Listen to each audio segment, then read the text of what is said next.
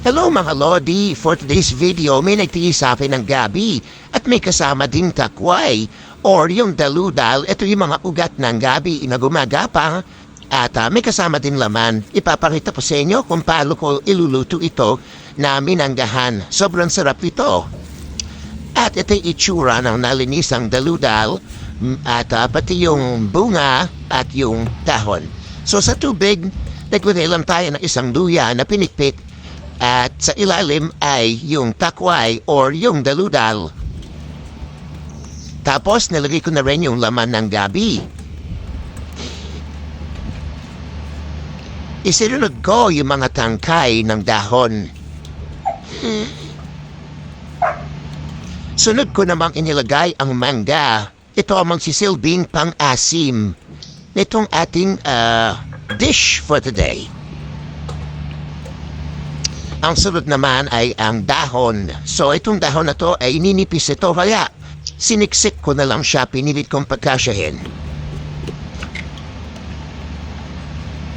Sunod naman ay bagoong. Ito ay ang magiging pang-alat. Itong ating minanggahang gabi. Naglagay din ako ng sili para may sipa ng anghang. So ayan mga Lodi, matagal ang pagpapakulo pala ito at hindi gagalaw-galawin. At nung natudurog na yung gabi at luto na ito, siguro mga 40 minutes kong niluto yun. Inango ko na at ito, magpipirito rin pala tayo ng bangus belly. At again, sa pagpirito ng bangus or ng isda, pati sa karne ng baboy, mas gusto ko talaga yung hindi super luto. Yung hindi dry. Ganyan lang ang gusto ko, yung juicy pa din siya.